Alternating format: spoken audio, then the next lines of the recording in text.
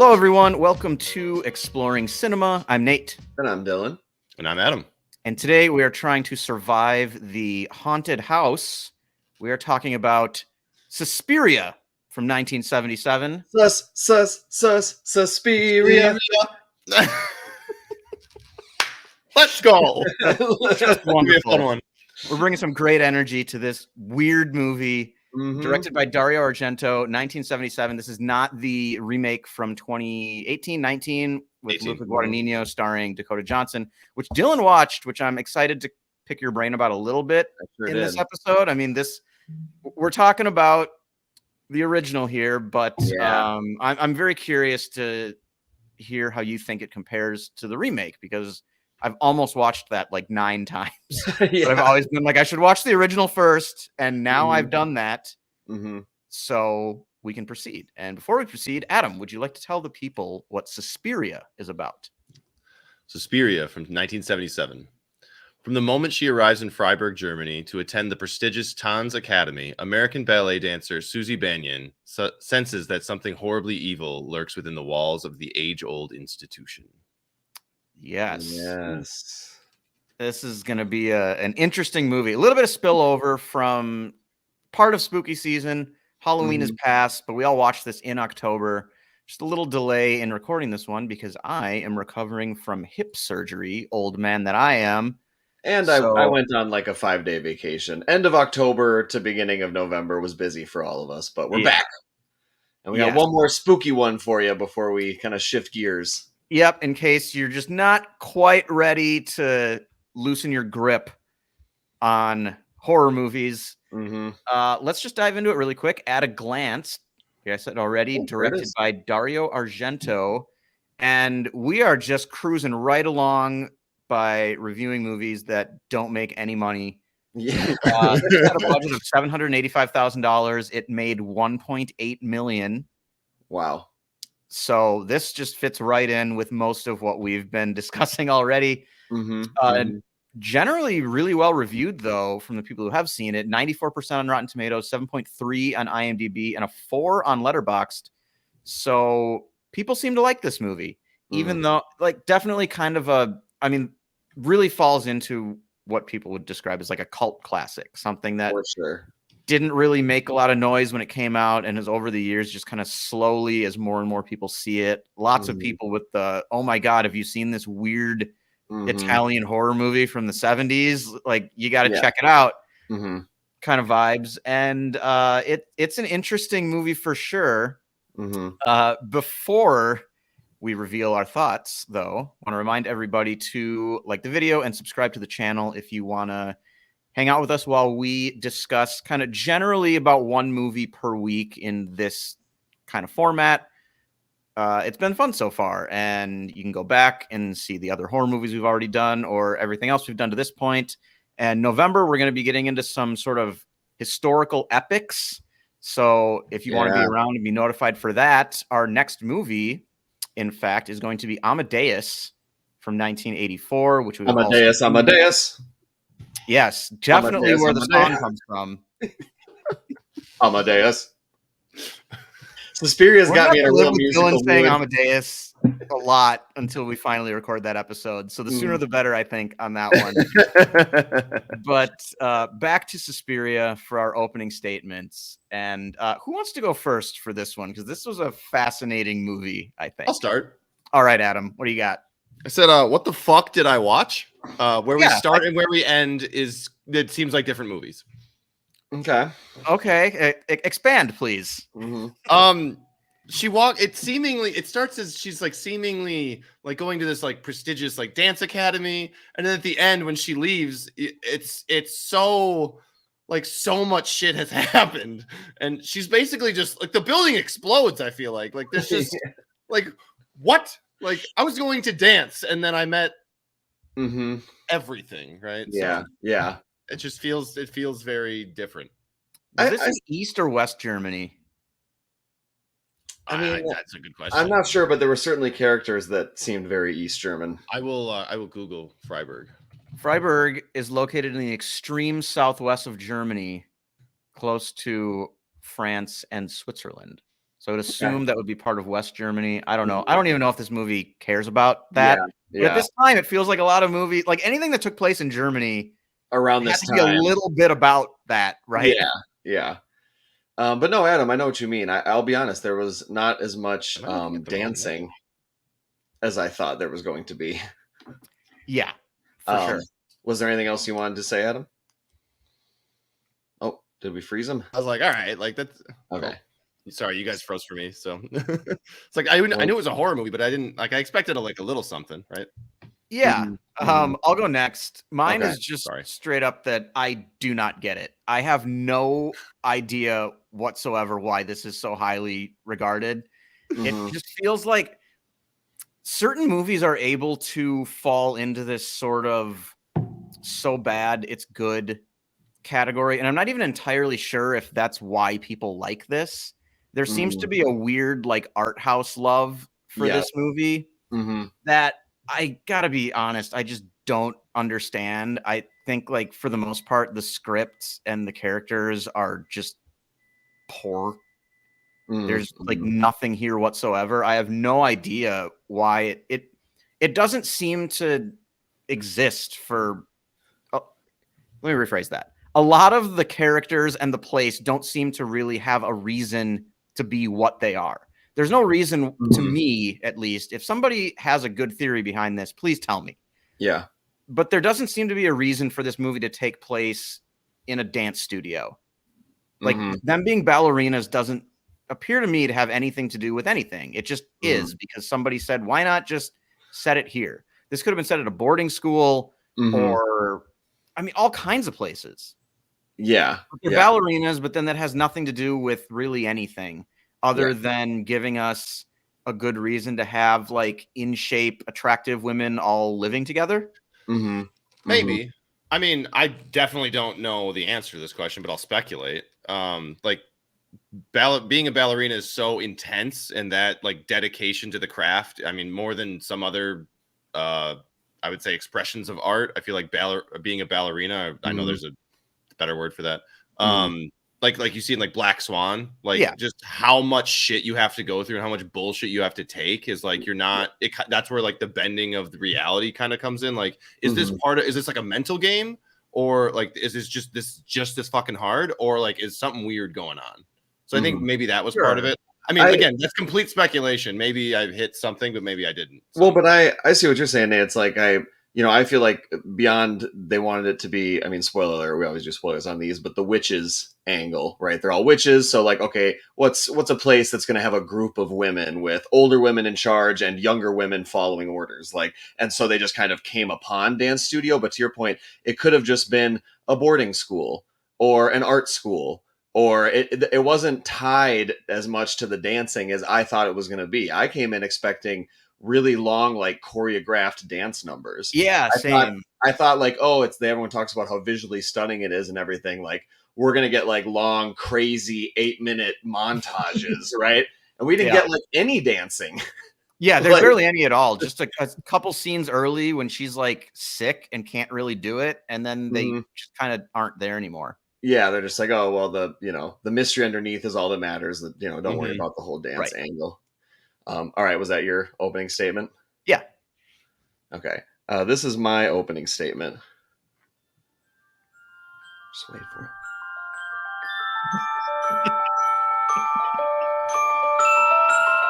The best part of the movie?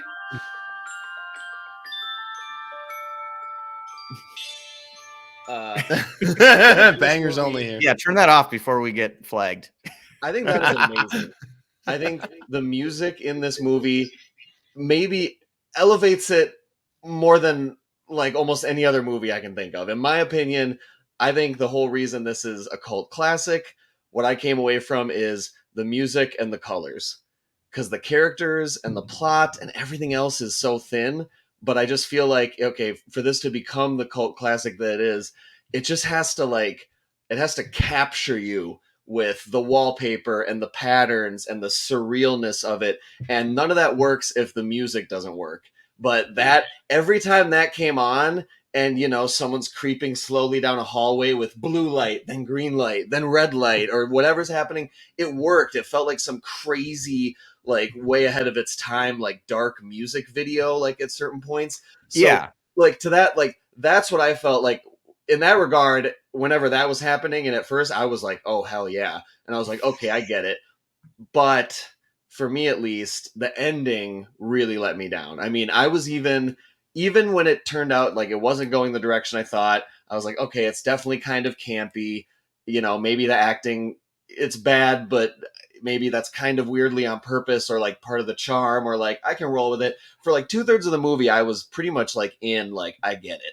And then that ending just felt quick and unearned and just didn't resolve anything. And then the movie was just over. And I was like, I felt really let down. So it definitely felt like we've got 3 days left of shooting. Yeah, wrap this up because we cannot afford to do more. Right. And a lot of characters that just, they have this whole dance school with, all these different instructors, and then these weird characters like the little boy and the old there, and the weird butler guy. And it just felt like, oh, how is all this going to resolve? And then the ending is just like the whole thing collapses and burns, and she runs away, and everybody dies. Like it left me very underwhelmed. But but that being said, I think this movie, probably why it's a cult classic, the music and stuff, but also why it's an art house movie, because I think this movie must basically reinvented the primary colors of the rainbow. That's fair. Yeah. Particularly red. Yeah. I mean, I even have in my observations and musings just A+ wallpaper game.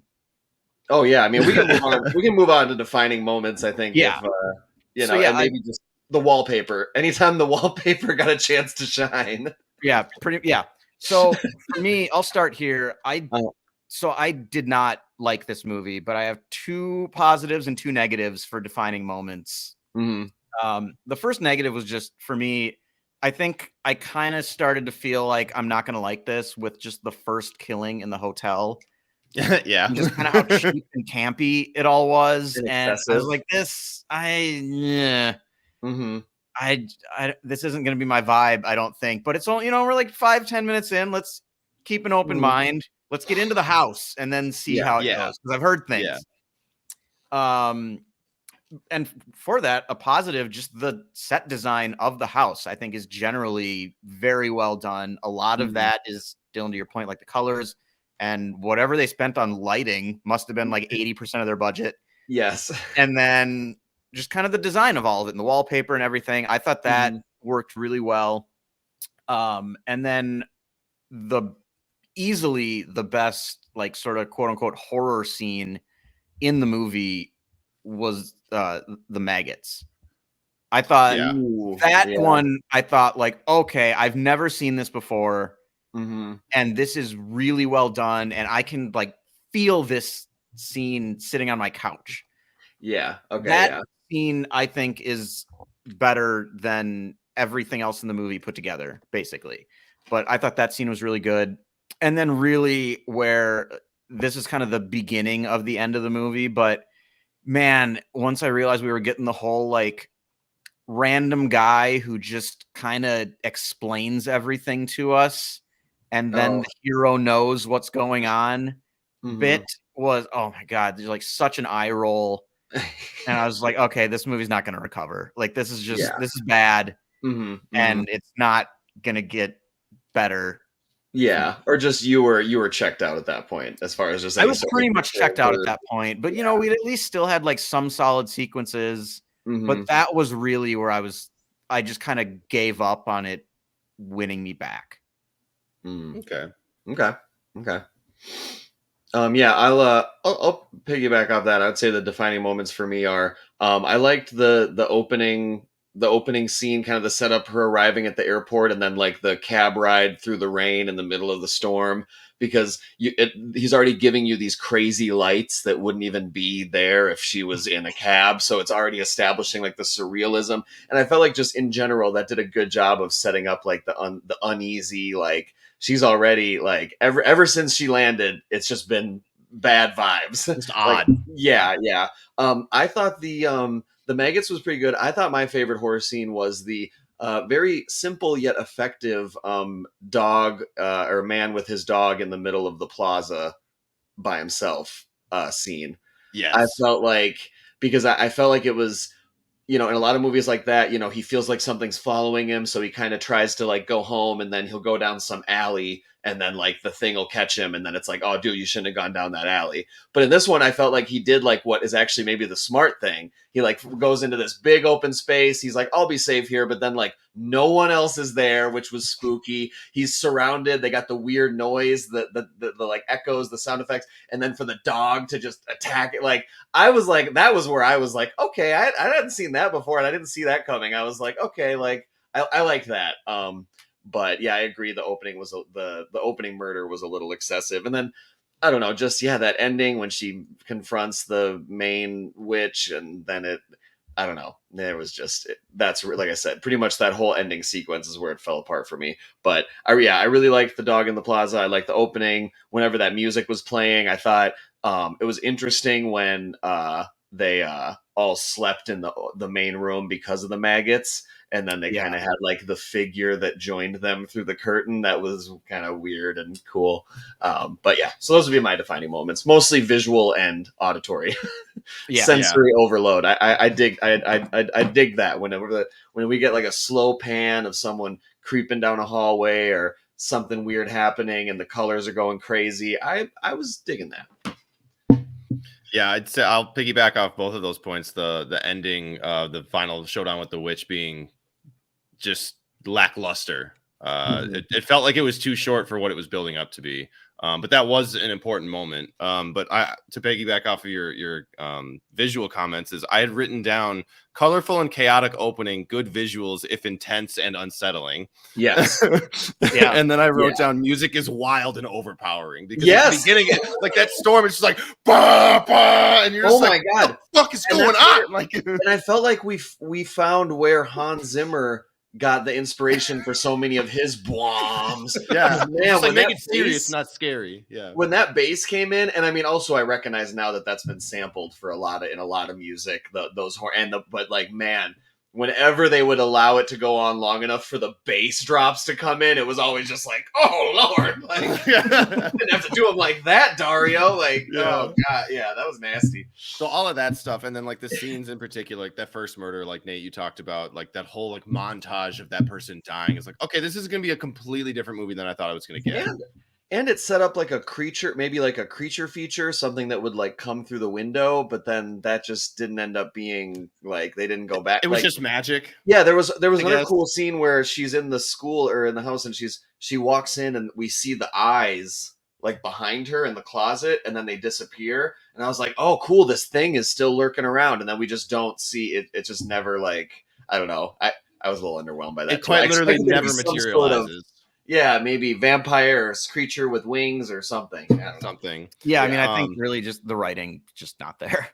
Yeah, it's just it's weird that this is only 90 minutes and it feels way too long because it's 90 minutes, but it feels like you could have fleshed out other stuff to make this, a little bit creepier. Well, the remake's like an hour longer, isn't it? Oh, the remake is long. Yes, the remake is long. Is it kind of a 1-to-1? Like it's a complete, like we go to the same dancing school. We go like is the same. We can talk. Do you want to talk about that now, or should we do that kind of towards the end? I was going to get into that in questions because I was just going to ask you. Okay. Were there any more defining moments? Did you still have anything? The only other defining moment I really had was the barbed wire death, because it was just so ridiculous. Oh my gosh! Yes. Oh my god! I forgot about that one. Yeah. I wish they had shown, because maybe it was magic that the barbed wire appears there as she's jumping down or something. Because I thought about that after, but as soon as it happened, I was like, "Are you fucking kidding me?" I know. I was like, "You just didn't see it?" Like that was one of my questions. Actually, is if there was an excessive amount of barbed wire on the floor, do you think you would see it, even with not all of the lights on? Mm-hmm. Yeah. I think I would. Yeah. Mm-hmm. I don't know. That was that one got me. So yeah, that was my last for one. sure. So yeah, diving into questions. I mean, I did want to ask Dylan kind of quickly, how does this compare to the remake, and which did you prefer? And then also just kind of like, just generally speaking, like what kind of random crap do they have in this house? There's just like you go into that room and there's this like sort of funhouse barbed wire thing. They had like, I don't even know what it was that they had in the attic that where like all the maggots came from, but that's clearly like a lie when they were like, this is where we keep the food. Yeah. What? Some spoiled ground beef up there. There were like random like Greek statues kind of like There's around. just so much random crap. And that was something that I feel like they kind of utilized a little bit, but in a way that felt like it's not like you're watching like a Kubrick movie or something where you feel like, okay, there's like 700 weird things in this movie and they're all actually on set and we're only going to see like 4 of them.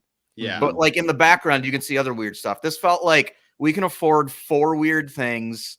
Yeah. And that's what we're going to see in this house. And there's nothing else anywhere. Yeah.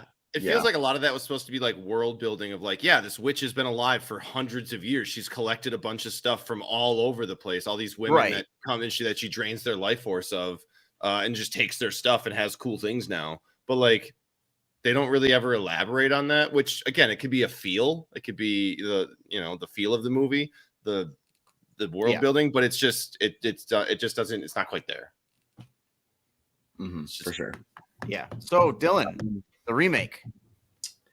Yeah. Well, my only other question before we do that about the 77 version was, what did they ever explain the origins of the young boy who's just around, the young boy, mute boy? No, he just is there. Totally forgot about that guy. I watched this movie like 3 weeks ago, and after my surgery, I watched like 25 movies in like 8 days, including long movies. Yeah, long movies. It's been a while so I totally forgot about that guy, that random kid who was in like 3 scenes and then just never explained or anything. Yeah. I think they're all just the henchmen. I think you're all supposed to believe all the weird people in the house are just henchmen. Yeah. They know. She's just ensnared them with her magic. So yes. So the remake. Now that we've had time to get away, because I actually watched them both on the same day. I finished this one. It was a little late, but I was like, you know what? If I'm ever going to watch the remake, now is the best time, right? I'll catch all the homage or whatever. And so that night, I was a little split on which one I liked more. But with time, I think I do like the remake because the remake flips everything we've kind of been saying with the pros and the cons. Okay. Way more character, way more story. They tie in kind of political themes of like Germany's guilt over like in the post World War II era, kind of like, they feel like they need to kind of like pay for their sins of the Holocaust, and that's kind of like a theme. Also Tilda is great, as well as Dakota Johnson. And there are actual like dance scenes, which are very well done.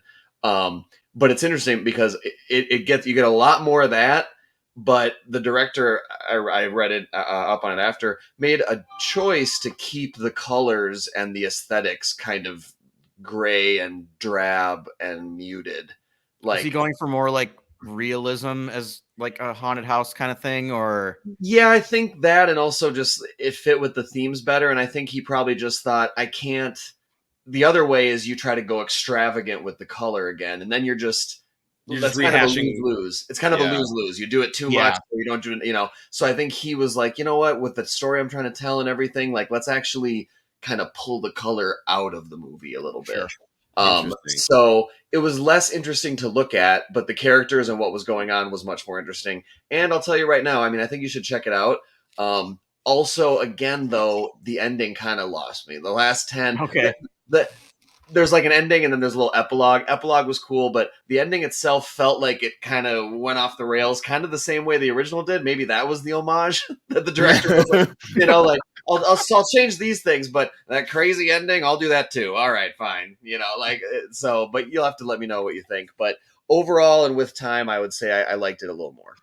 Okay. That's interesting because there might not be a more polarizing movie on Letterboxd than the Suspiria remake. I see everything from like 1 to 5-star reviews from the people I follow. So it's always kind of caught my eye. But I also thought too, like, the original's 90 minutes long and the remake is an hour longer than that. So it's 2:32. Jeez. Any other questions, or just kind of diving into observations and musings here?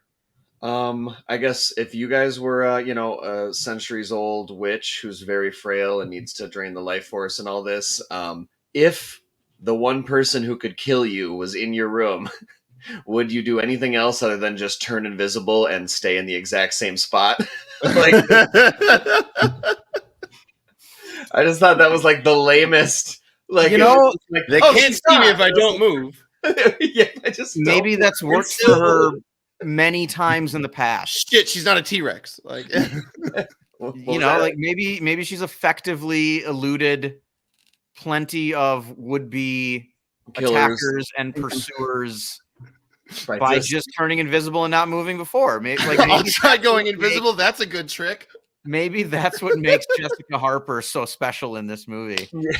God, Adam, what did you just turn invisible? That's a cool trick. I'll try turning invisible. That's a good trick. It's a Star Wars Episode 1, The Phantom Menace. Yes, thank you. When he's like, let's try spinning. Yes, that's thank a good trick. Yeah. God, that was going to bother me a lot. So that's funny.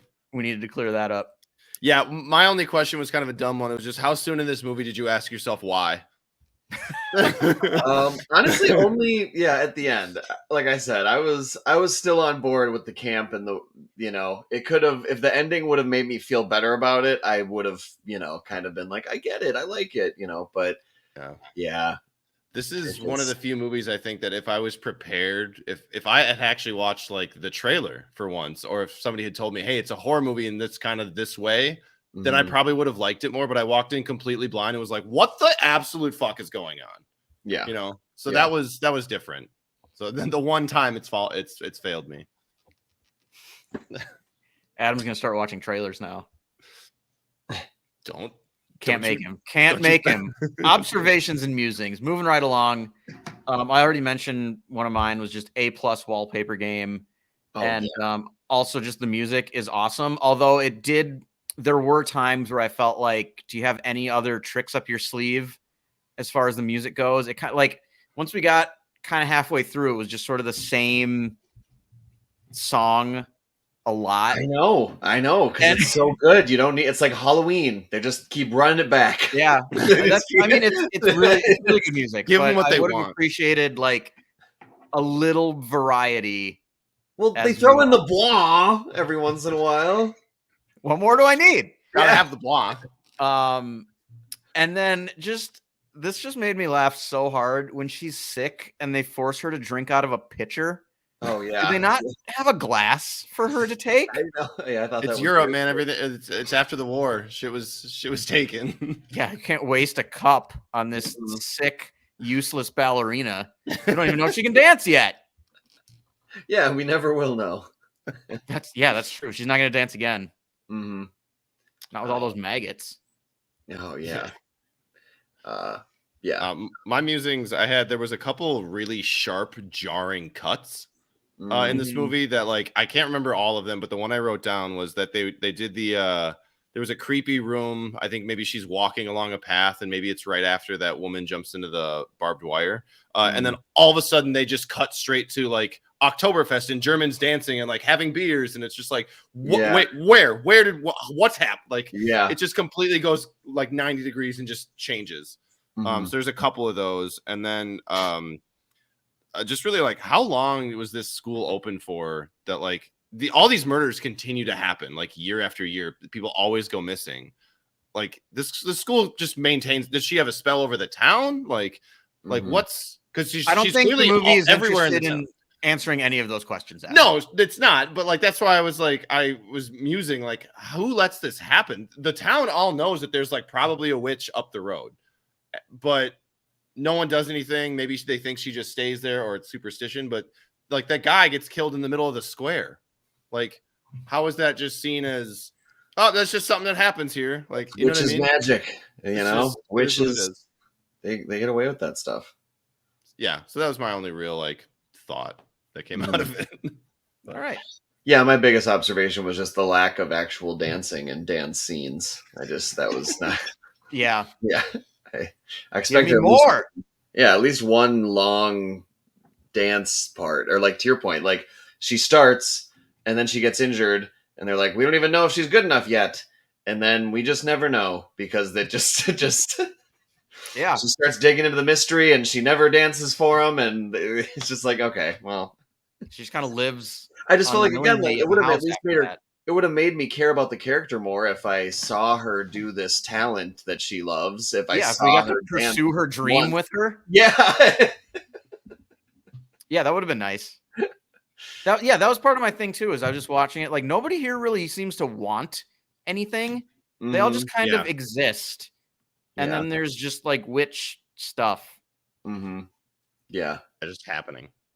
And then I guess my musing would be like, this has to be, if you influential with lighting and cinematographers. And I mean, I would think so. I just think if you're really into that, and with this coming out in 1977, I'm sure this is viewed as a very influential movie in that regard, because just the constant different things he's doing with colors, lights, front, back, backlit, coming in from the, like, just all of it. That was, kudos to him. Also, interior designers, I gotta think. That too, yeah. That's the stuff that would make me watch this movie again, to like appreciate more than just be like, all right, what's going on? It's all of that kind of the vision, all of the auditory, all of the I feel like so this is a movie you could put. This would be like you having a Halloween party, lots of people, and you just put it on silent in the background. This is a perfect movie for that. It's neat to look at. It's kind of, but like, you don't need to hear what's going on. You've got the aesthetic. That's what you can just play the score. I can play the score on loop. Yeah. Just got one room in the house has Suspiria on. Like that's All right. Adam, do you have any tidbits for us? I've got a few. Yeah.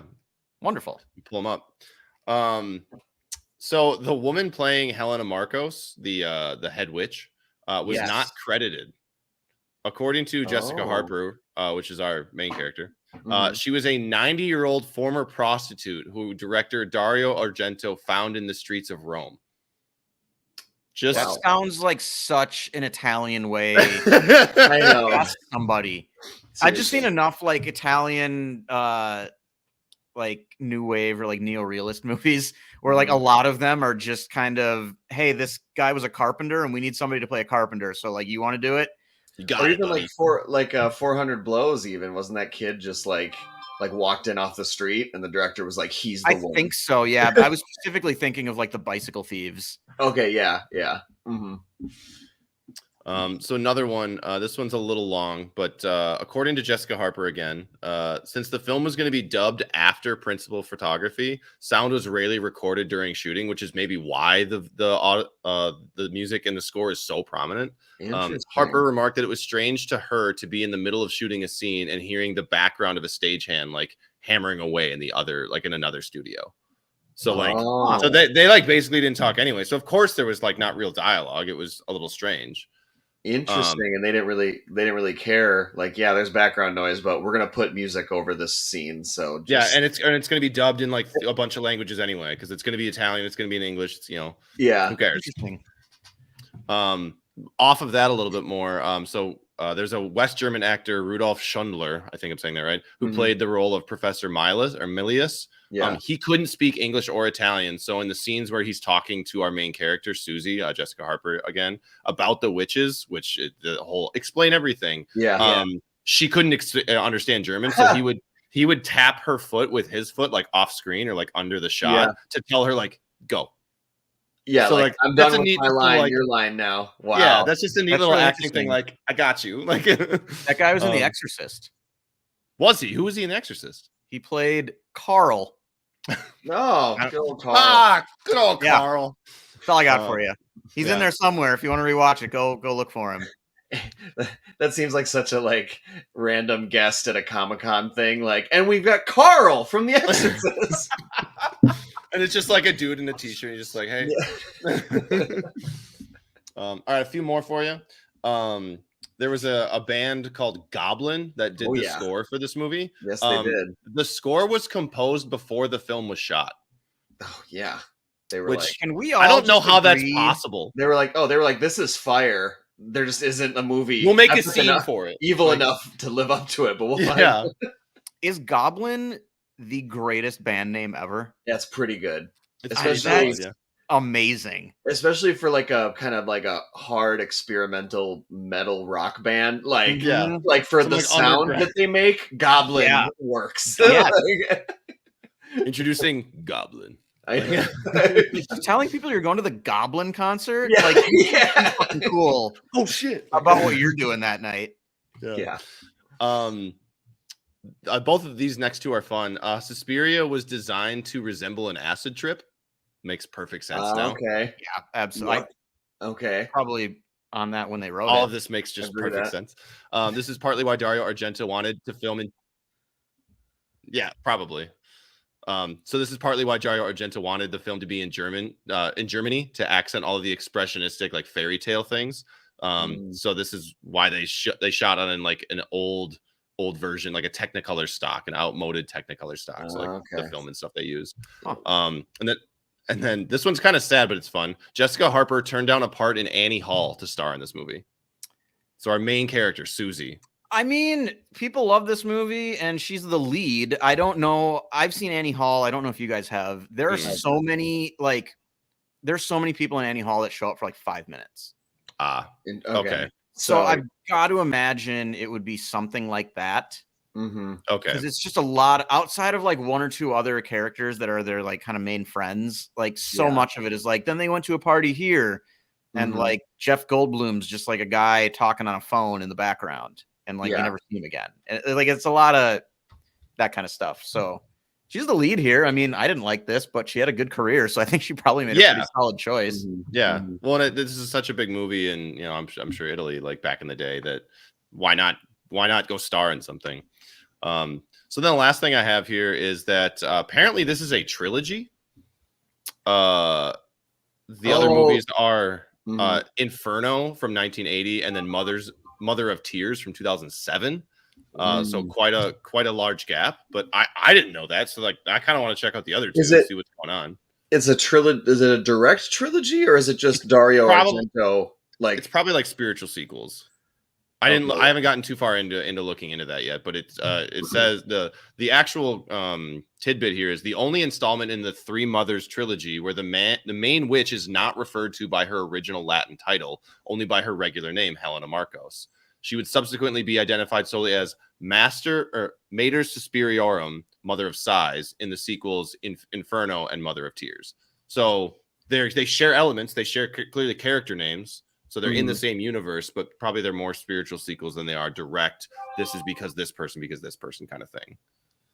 But again, I'd have to look that up.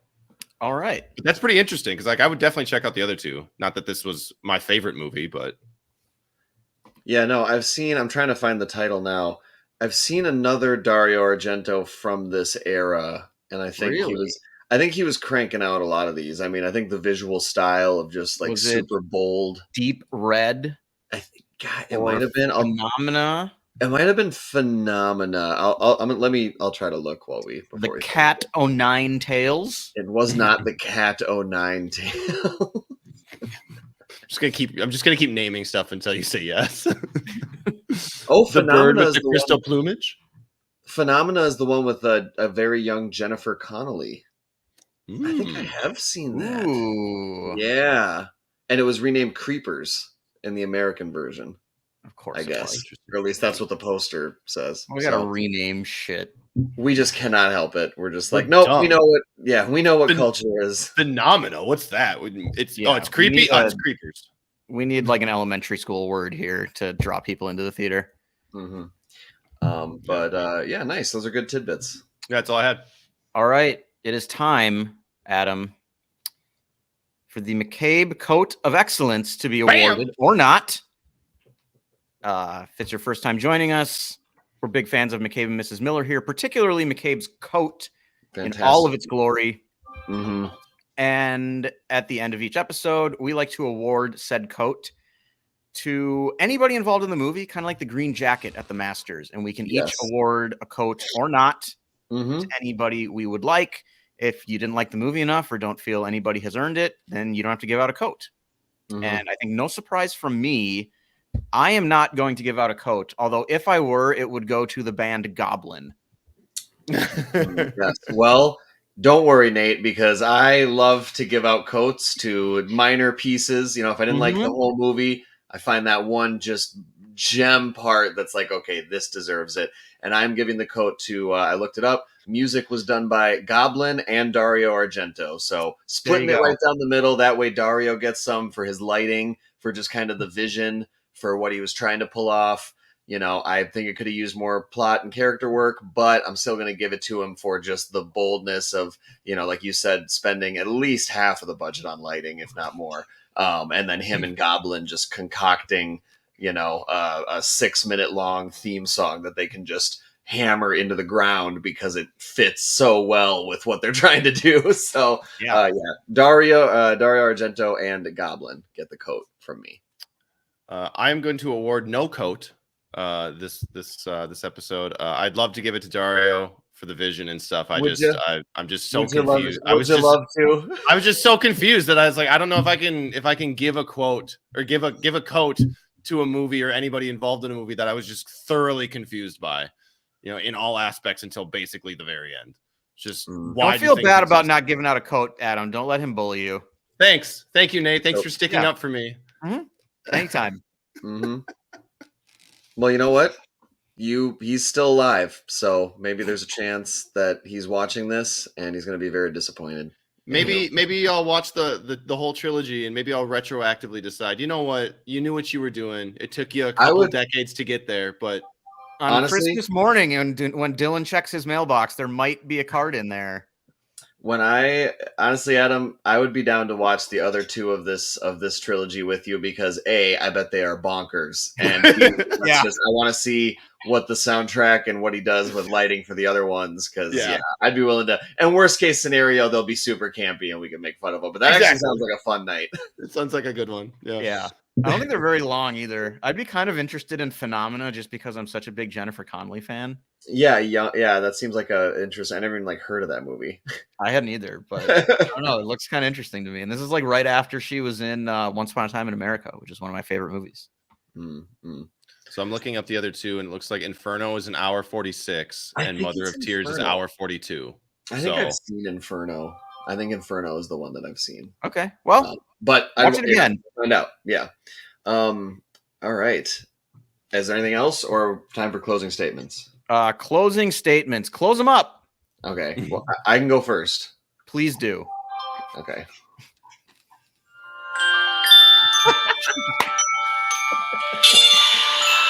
All right. Oh, the weird growling, boom! Oh my gosh, this slaps though. This is a really. You can see why. Bling, bling. You can see why it's been sampled so many times because that's hype. That is oh my god.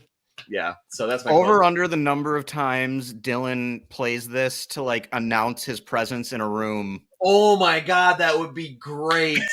Every time I come in the room, this song plays. Right ahead of you. Here comes Dylan. That's Dylan's walk-up song in MLB The Show 23 or something. Oh it's just I mean, some teams should use that for they're coming out of the tunnel song. Really I need to send this.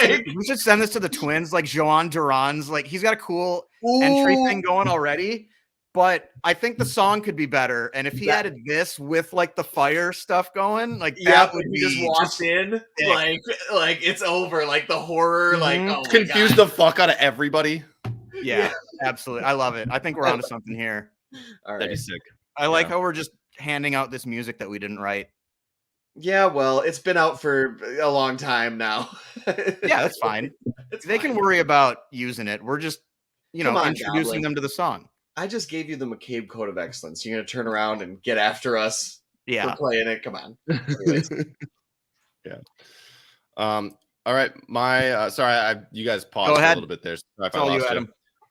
The wildest fever dream you can have while awake is this movie. All right. Well, yeah. I like that. Mm-hmm, mm-hmm. I think he'd take that as a compliment for sure. That's totally what a horror movie's going for. Mm-hmm. Yeah. How about you, Nate? I guess mine is just after discussing this movie for about 45 minutes, I still just don't get it. And you know what? After discussing it for 45 minutes, one thing that came to my mind, just want to get out there, is I was trying to think of a comparable movie in like cult classic and kind of maybe style over substance. And I feel like the only one I can think of is Run Lola Run from 1997, which is... That's been on my list for a long time. And I feel like that to me kind of similar, where I think if you saw it maybe at a certain age or at a certain part in your life, I think you can kind of be hypnotized by the music and the visuals, and you walk out of there just thinking like, wow, that was a trip. And then you go back and watch it later and you're like, the plot is really thin though. but it's just the experience. It's going for the experience. And the music is really good there too. But all right, that's all I got. Whose turn is it to put a wrap on the show? It's mine. Okay. Adam, you ready to go? Yep. Adam, you ready? All right. I'll play you out. Bad luck isn't brought by broken mirrors, but by broken hearts.